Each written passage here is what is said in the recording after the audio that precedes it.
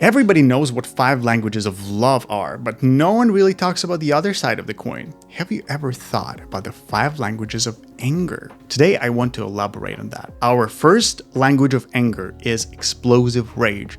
Let's look at some real-life examples. Imagine a situation where Sarah and Alex, close friends for years, are having a disagreement.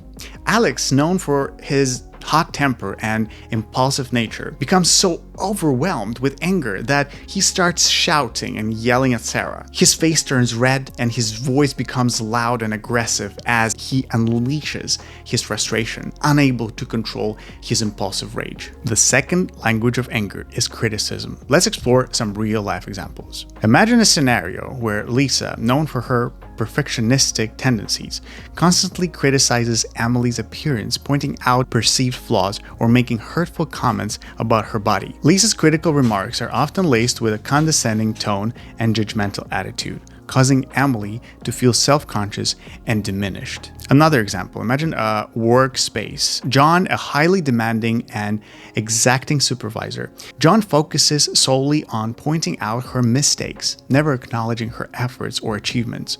His critical feedback is often delivered in a harsh and demeaning manner, creating an environment of constant scrutiny and demoralization.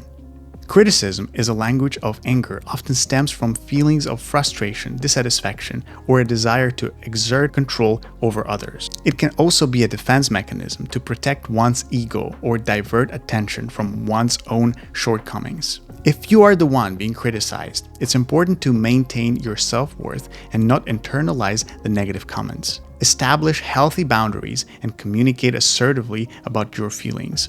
Surround yourself with supportive individuals who uplift you. The language of anger number 3, punishment of ghosting. Imagine a situation where Emma and Ryan, best friends since childhood, have a disagreement. Emma, feeling deeply hurt and betrayed, chooses to ignore Ryan's calls, messages, and avoids any form of communication. The silent treatment becomes her way of punishing Ryan, making him feel excluded and isolated. Punishment of ghosting is often used as a way to inflict emotional pain or create a sense of power and control over the other person. It can stem from feelings of resentment, hurt, or the need to manipulate the situation. If you are the one being ghosted, it's important to prioritize your self-care and emotional well-being. Seek support from trusted friends or professionals who can provide perspective and guidance. Communicate your feelings calmly and assertively, expressing the need for open and honest communication. The language of anger number 4, passive aggression. Imagine a scenario where Mike, a passive-aggressive individual, why is it always Mike, works with Jessica in a highly competitive environment. Mike constantly makes sarcastic remarks and backhanded compliments towards Jessica to express his frustration. He undermines her achievements with snide comments, leaving her feeling confused and hurt. Or in a household setting, Kate, a family member who avoids direct confrontation, exhibits passive-aggressive behavior towards her sister Lisa. Whenever Lisa asks for help, Kate intentionally procrastinates and neglects household chores or responsibilities, indirectly expressing her anger and annoyance. Passive aggression often arises from a fear of direct confrontation or a desire to avoid conflict.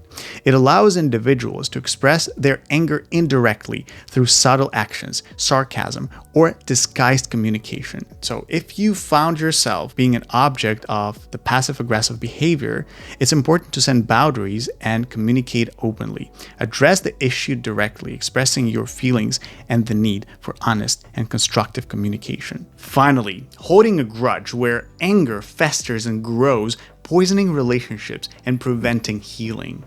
As we conclude our exploration of the 5 languages of anger, it's important to remember that anger is a natural human emotion. It's not something bad. It's crucial to recognize that underlying causes of these languages of anger are often rooted in personal struggles, past experiences, or unmet needs. By cultivating empathy towards ourselves and others, we can create a more compassionate space for anger to be acknowledged and addressed. However, it's equally important to acknowledge that these languages of anger can have negative impacts on our relationships, and finding healthier ways to express anger, such as open communication, active listening and seeking professional help when needed can lead to more constructive resolutions and personal growth. Well, how do you manage your anger? First, recognize and acknowledge your anger. For example, when you feel anger rising, take a moment to pause and acknowledge the emotion itself. Say to yourself, I am feeling angry right now.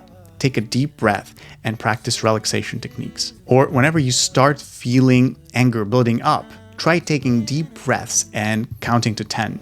You can also practice techniques like progressive muscle relaxations or mindfulness meditation to calm yourself down. Express your anger assertively, not aggressively. For example, instead of shouting or resorting to insults, express your feelings assertively. For instance, say, I feel upset when you interrupt me during conversations. Can we please take turns speaking? Take a time out. If you find yourself getting overwhelmed with anger, excuse yourself from the situation temporarily. Go for a walk, listen to calming music, or engage in a favorite hobby to give yourself space to cool down. Practice active listening and empathy. When someone else expresses their anger towards you, it's important to listen attentively to their perspective without interrupting. Try to empathize with their feelings and validate their emotions, even if you disagree with their viewpoint. Let's embrace empathy and understanding when faced with anger, both in ourselves and in others. By doing so, we can create an environment that promotes healthier expressions of anger, fosters growth, and strengthens our relationships. Thank you for joining me today on this journey into the 5 languages of anger. I hope it was educating and interesting. And don't forget to subscribe.